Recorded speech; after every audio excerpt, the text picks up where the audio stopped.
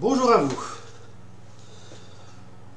Alors voilà, je vais vous parler du dernier atelier d'écriture que j'ai réalisé et vous donner quelques conseils pour lancer votre propre projet d'écriture. Donc ceci ne sera pas un atelier en ligne puisque ça c'est pas possible, il faudrait que les participants soient présents et actifs, mais ce sera en tout cas un petit aperçu de ce qui vous attend si vous souhaitez donc participer à cet atelier qui sera soit en présentiel à Bruxelles, soit en virtuel sur Discord. Pour commencer, j'ai relu récemment le compte-rendu d'une réunion de mon dernier atelier d'écriture qui s'est passé ici à Ath, au Château Burmand, et je me suis rendu compte que le même problème revenait assez souvent chez beaucoup de participants. Et ce problème est, je ne sais pas comment terminer mes histoires. Et ça, c'est un fameux problème. Parce que si vous ne savez pas terminer vos histoires, eh bien vos histoires ne seront jamais terminées. Ça a l'air évident, mais peut-être pas pour tout le monde. Alors, ce problème est essentiellement un problème d'auteurs qu'on appelle les jardiniers. Les jardiniers, vous savez ce que c'est? Ce sont des auteurs qui ont une idée de personnages, d'univers, de situations qu'ils trouvent absolument géniales et ils plantent des graines de personnages et d'intrigues et puis ils les regardent pousser en écrivant la suite de leur histoire pour le plaisir de la découvrir comme s'ils étaient eux-mêmes des spectateurs ou des lecteurs de leur propre histoire. En tout cas, c'est comme ça que eux présentent la chose. À l'opposé des jardiniers, nous avons les architectes.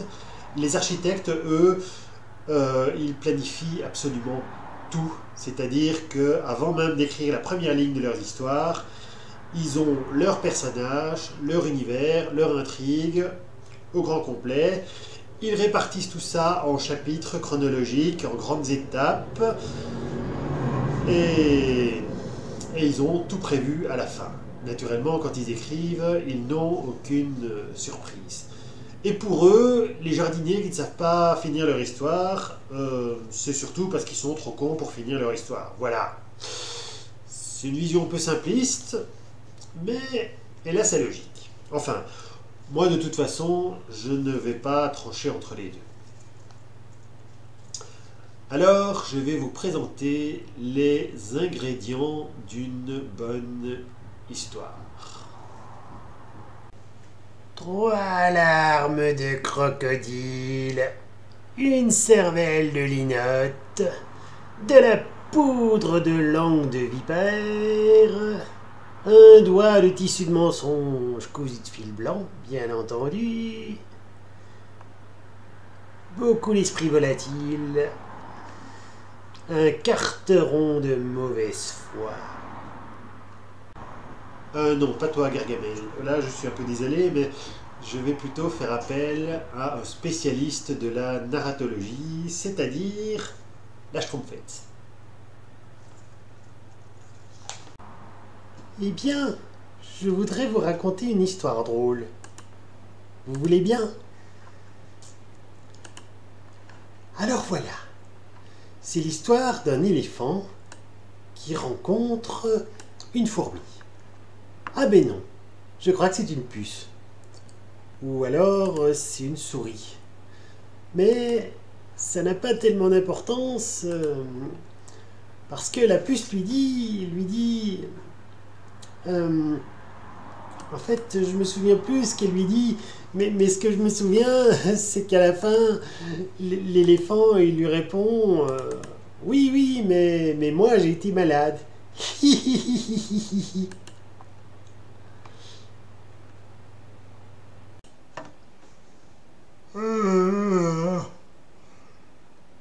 Il est quelle heure?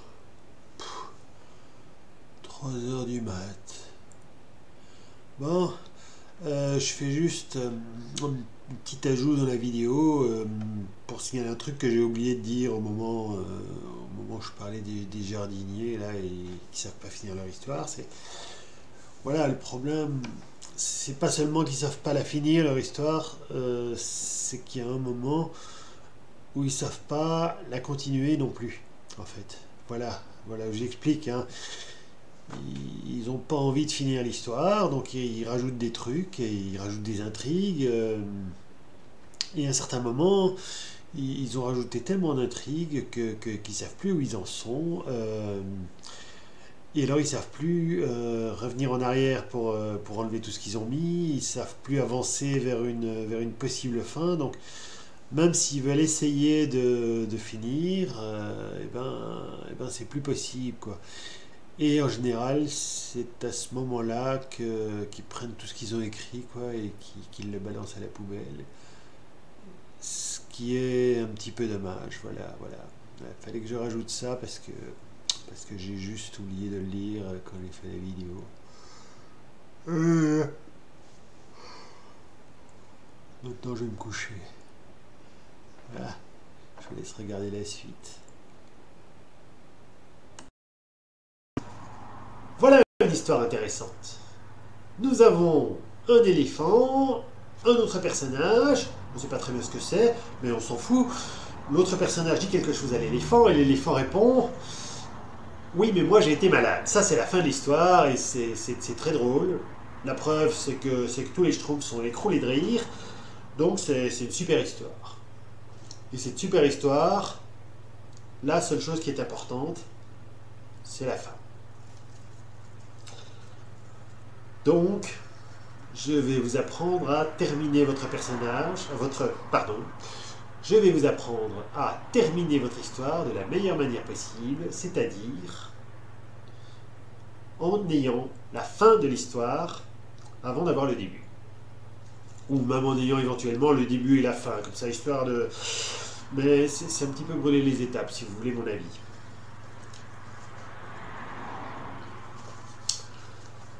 Mais pourquoi est-ce que les auteurs ont tant de mal à finir leur histoire? J'ai une petite hypothèse là-dessus. Peut-être bien que les auteurs ne peuvent pas finir parce qu'ils n'ont pas envie de finir. Et s'ils n'ont pas envie de finir, évidemment, ils ne finissent pas. Pourquoi est-ce qu'ils n'auraient pas envie de finir? Je vous le demande. D'abord, parce que finir une histoire, ça veut dire que le super personnage qu'on a créé, on va lui dire au revoir, il va s'en aller, vous allez tourner la page du mot fin, et vous retrouvez devant la couverture du dos de votre livre, avec plus rien à lire, plus rien à écrire. Quelle angoisse! Le vide. Si vous terminez votre histoire, vous ne pourrez plus chevaucher aux côtés d'Aragorn dans les plaines du Gondor. Vous ne pourrez plus vous angoisser avec Han Solo en vous demandant si le propulseur en vitesse lumière du Faucon Millenium va se décider à se remettre en route ou pas. Vous n'aurez plus l'angoisse de vous demander ce que l'éléphant va bien pouvoir répondre à cette stupide story. Pour ceux qui ont suivi. Bref, finir une histoire, ça fait mal. Une variante de la précédente, le héros a vaincu l'ennemi, mais il ne l'a pas définitivement neutralisé. Autrement dit, le méchant n'a pas réussi son terrible plan qui lui aurait permis de conquérir le monde. Cependant, il est toujours là et il va revenir dans un prochain épisode. L'exemple le plus classique, Fantomas, avec Louis de Funès dans le rôle du commissaire Juve, et je ne sais pas très bien qui dans le rôle de Fantomas parce qu'il a un masque, qui se termine toujours plus ou moins de la même manière. Fantomas a un plan diabolique, le commissaire Juve se mêle de ses affaires, Fantomas le ridiculise, et les héros réussissent finalement à déjouer ses plans, et sur la dernière image, Fantomas s'enfuit déguisé en... on ne sait pas trop bien quoi. Enfin, ça change d'un épisode à l'autre. J'en profite pour préciser que avant Fantomas, il y a eu une mini-série dans les années 70 qui s'appelait L'homme sans visage. L'homme sans visage qui se termine quasiment de la même manière que les Fantomas et qui en est probablement une source d'inspiration. La menace fantôme et la guerre des clones sont également des exemples du retour de Furax, puisque dans un cas comme dans l'autre, la menace qui pèse provisoirement sur la galaxie est repoussée par les vaillants chevaliers Jedi, mais cette menace va revenir à l'épisode suivant, jusqu'à la revanche des Sith, qui est une fin un petit peu spéciale. Troisième fin, retour à la case départ. Ça, c'est une fin assez amusante, en particulier quand on veut une fin un peu humoristique. Et là, je vais vous donner l'exemple d'un vieux film des années 50, Les Dracars. Un film formidable. Dans cette histoire, Rolf le rusé, un viking un petit peu malhonnête et très entreprenant, décide de partir et d'entraîner son clan avec lui à la recherche d'un objet légendaire, la cloche d'or. Pour ça, il vole le drakkar du roi Harald, il convainc ses compagnons de l'accompagner en aventure, et naturellement cette aventure est contrariée par un antagoniste qui cherche lui aussi à se procurer ce fabuleux objet magique. Après de longues péripéties, finalement, Rolf réussit à retrouver la cloche d'or, à se réconcilier avec Harald en lui rendant son drakkar et en lui offrant une partie du trésor, et l'aventure s'achève. Elle pourrait s'achever en apothéose, mais Rolf est un aventurier qui n'a pas envie de prendre sa retraite. Il termine donc son histoire en frappant sur l'épaule d'Harald et en lui disant « Mon cher Harald, connaissez-vous la fabuleuse légende des couronnes des 7 rois saxons ?» Et pendant que le chef de la tribu de Rolf éclate de rire en entendant ça, Rolf commence à expliquer à Harald quel est le thème de sa prochaine aventure. Ici donc, l'histoire est terminée, comme dans le cas classique de l'apothéose, mais on devine qu'une nouvelle aventure va commencer, qui donnera peut-être lieu à une suite, ou peut-être pas.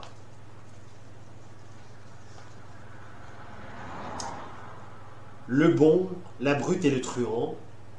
Un autre exemple de retour à la case départ, un peu particulier, puisque dès le départ, Blondin et Tuco ont un accord qui consiste à tirer dans la corde, à ce que Blondin tire dans la corde de Tuco chaque fois qu'il est condamné à être pendu, pour le sauver et le vendre à nouveau en échange d'une nouvelle prime. Sur la dernière image, au moment où ils se séparent définitivement, enfin bon, vous l'avez tous vu, n'est-ce pas?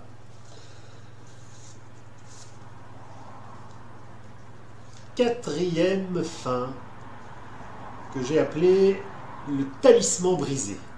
Pourquoi ce nom-là?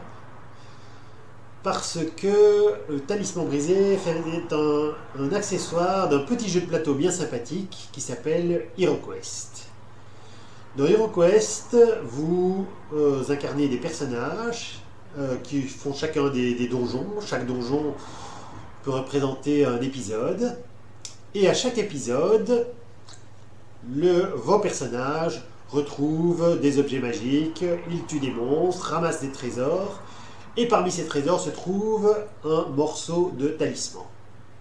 Lorsque tous les talismans sont rassemblés, les aventuriers ont terminé leur quête. Donc le talisman brisé est une fin qui annonce obligatoirement une suite, sinon il n'y a pas trop d'intérêt. Et donc c'est une fin qui colle très bien pour des séries, que ce soit des épisodes ou des exemplaires de saga. On peut d'ailleurs remplacer la recherche d'un talisman par n'importe quel élément qui, dans l'univers, peut correspondre à plusieurs étapes. Ça peut être des ennemis à tuer ou bien des alliés à sauver. Ça peut être des régions magiques à explorer. Ça peut être en fait tout ce que vous pouvez imaginer.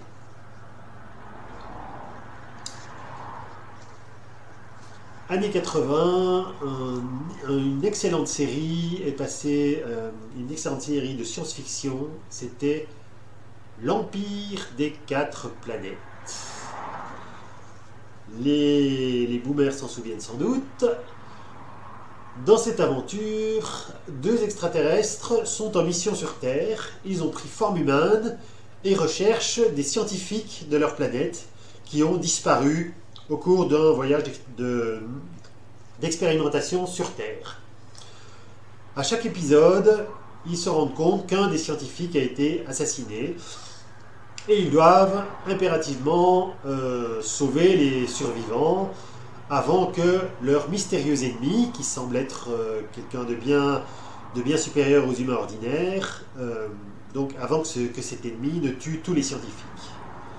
Chaque épisode, un scientifique est tué, et en fin de compte, on découvre le fin mot de l'histoire au dernier épisode, comme il se doit. Une autre série excellente, c'est Les Portes de la Mort de Margaret Weiss et Tracy Hickman. Une série que personnellement je trouve extraordinaire. Sans entrer dans les détails, le personnage principal, Aplo, est un sorcier qui sort d'une prison magique qu'on appelle le labyrinthe, et il recherche le peuple des Sartans qui ont enfermé ses ancêtres dans ce fameux labyrinthe. L'univers est divisé en plusieurs mondes reliés entre eux, et chaque épisode consiste à découvrir un nouveau monde où chaque fois le héros recherche des indices, a bien du mal à en trouver et doit bien entendu survivre avec tous les problèmes que ces mondes qu'il rencontrera dans ces différents mondes. Alors à vous dire franchement, Les Portes de la Mort est pour moi de très loin une des meilleures séries de science-fiction et fantastique que j'ai lues de toute mon adolescence. J'en garde des souvenirs absolument extraordinaires. Vous avez une magie assez originale, tout à fait bien pensée. Des personnages qui a coupé le souffle, franchement. Et un univers varié et parfaitement logique, ce qui n'est pas toujours le cas, en particulier dans certains jeux de rôle, mais je n'entrerai pas dans les détails. Donc, si vous avez l'occasion de tomber sur ce livre dans une brocante, sur internet ou dans une bouquinerie, n'hésitez pas, c'est un petit chef-d'œuvre. D'ailleurs, je dois vous avouer franchement que certains de mes personnages sont directement inspirés de personnages des Portes de la Mort.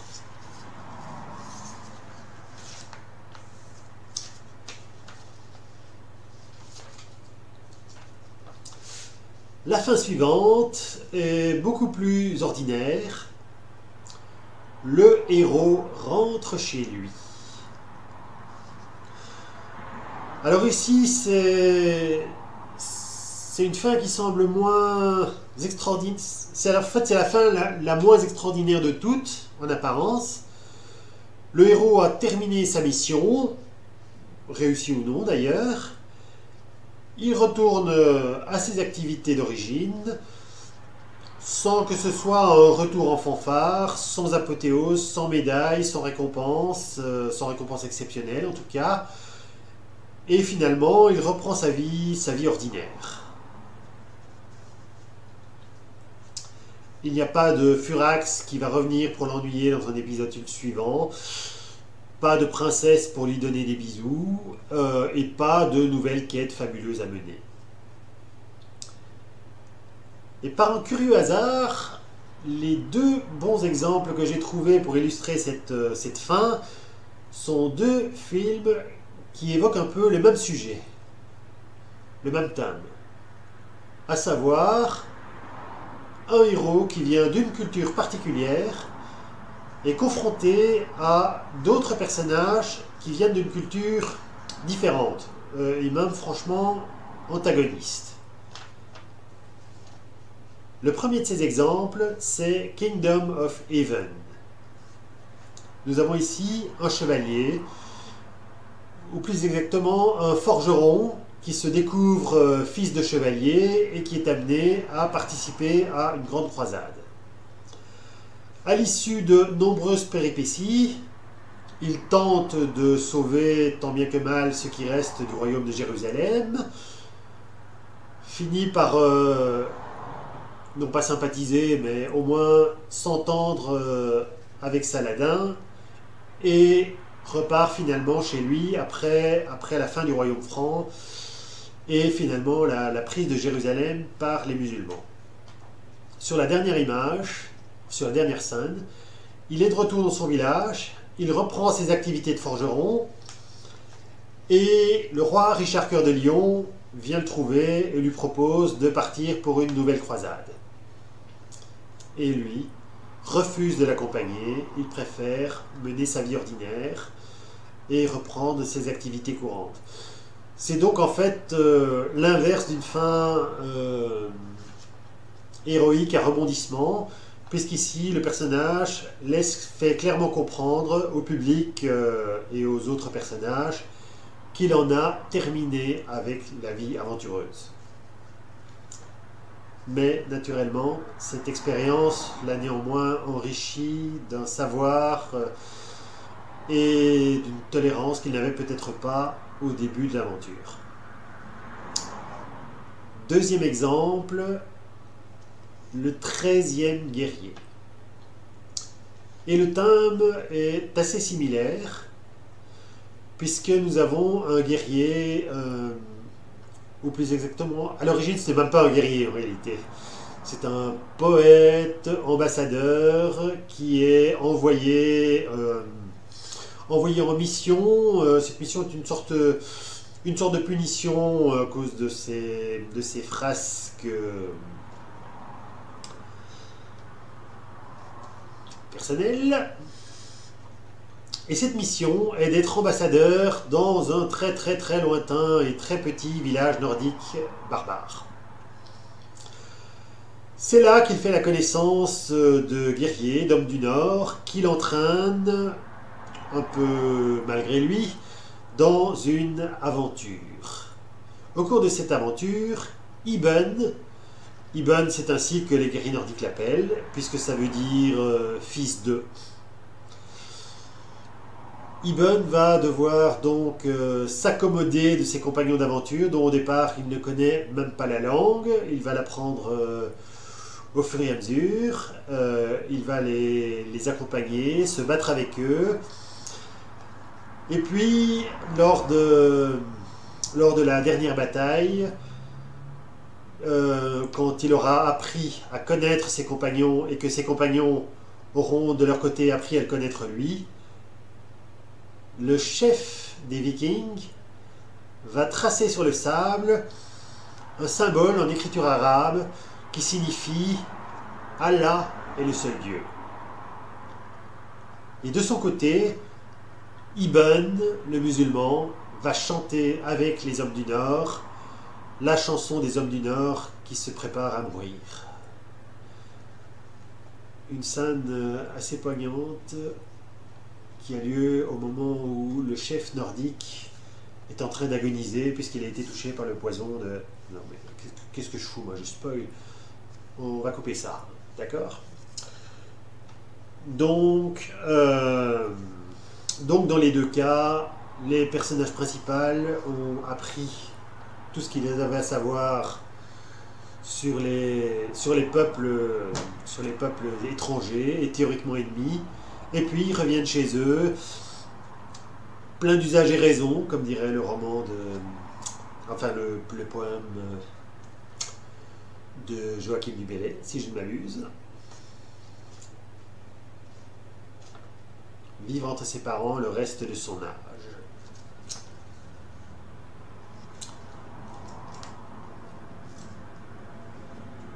Et enfin, la dernière fin, c'est le retournement de situation. Et ça, c'est une très bonne fin pour les intrigues, pour les histoires d'enquête et pour toutes les histoires où il y a un mystère à découvrir. Que ce mystère soit un criminel à rechercher, un artefact magique dont on ne connaît pas les pouvoirs, ou tout élément qui oblige le héros à rechercher des informations. Pendant toute la durée du récit, le narrateur laisse croire une chose à ses spectateurs, et dans le dernier chapitre, il y a un basculement, c'est-à-dire une information essentielle qui n'a pas été donnée au début de l'histoire et qui retourne complètement la situation, c'est-à-dire qui retourne complètement ce que le spectateur pensait de l'histoire.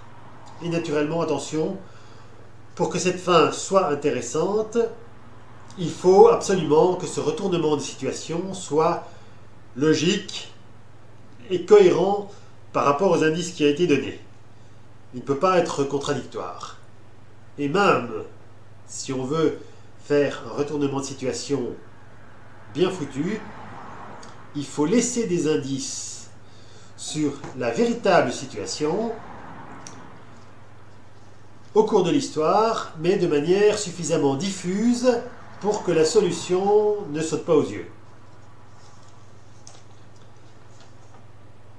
Deux petits exemples. Le premier, Zodiac. Zodiac est un film policier où un terrible assassin tue des gens en fonction des péchés capitaux.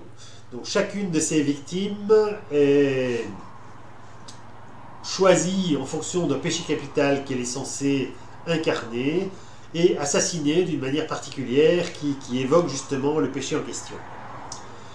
Et dans le dernier chapitre, les deux dernières victimes, là on a une petite surprise puisque... Ah non mais là encore, je vais encore spoiler moi. Bon, on a une surprise sur les dernières victimes, et puis voilà quoi, merde.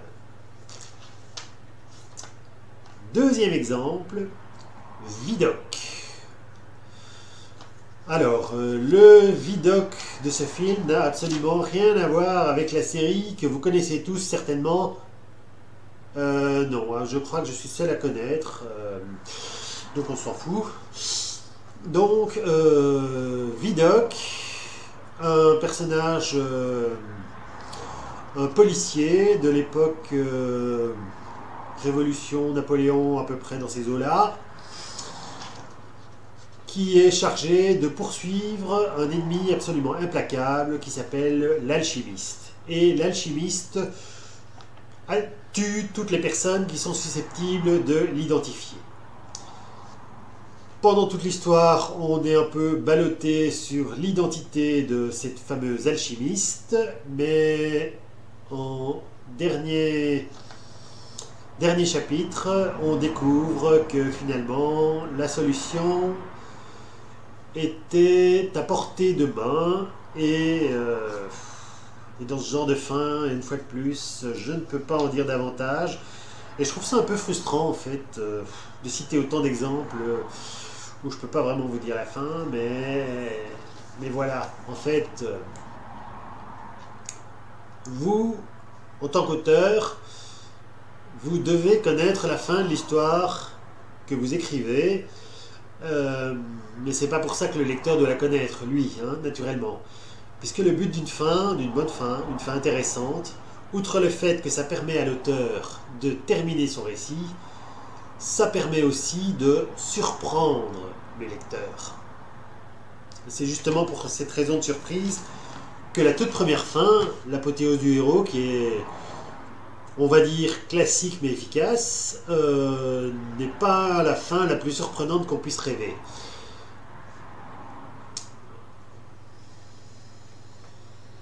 J'allais dire encore quelque chose et je suis en train de l'oublier. Merde alors.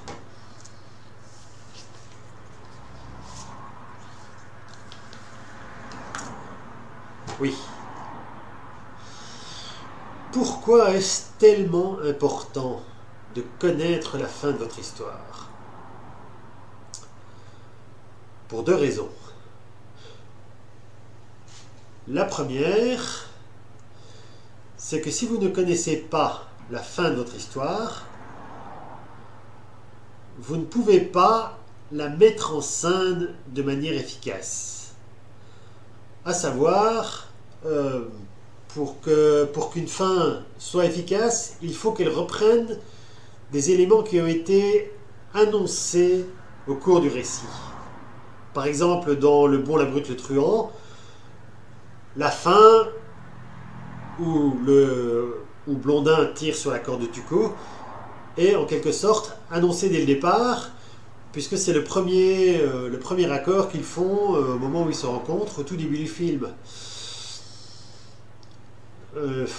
La fin du 13e guerrier, finalement, elle est également annoncée dès le départ, puisqu'au début, il est envoyé en exil comme ambassadeur dans un peuple qu'il ne connaît absolument pas, et lors de la dernière scène, il retourne chez lui, donc il est revenu de son exil, et cette fois-ci, il a une très bonne connaissance des peuples étrangers.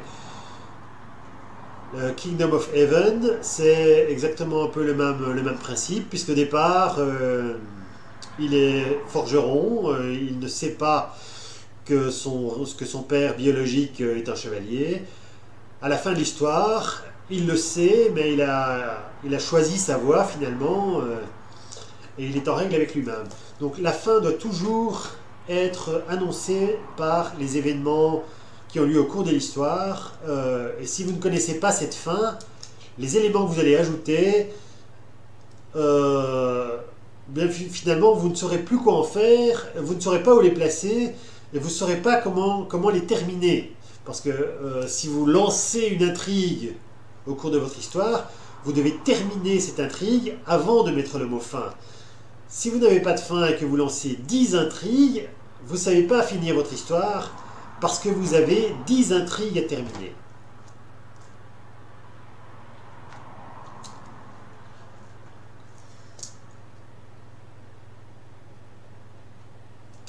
Voilà. Voilà, cette vidéo est finie. Pardon? C'est nul comme fin? Ouais. Ouais, vous avez raison, c'est nul comme fin. Enfin, voilà quoi, je me suis lancé dans cette vidéo comme ça, et je savais pas trop quoi vous raconter, ni jusqu'où ça allait déboucher, alors là, je me suis dit qu'à un moment, faut bien finir d'une manière ou d'une autre, hein. Alors voilà quoi, et puis si vous n'êtes pas content, vous n'avez qu'à dire zut dans les commentaires. Ok? Hasta la vista!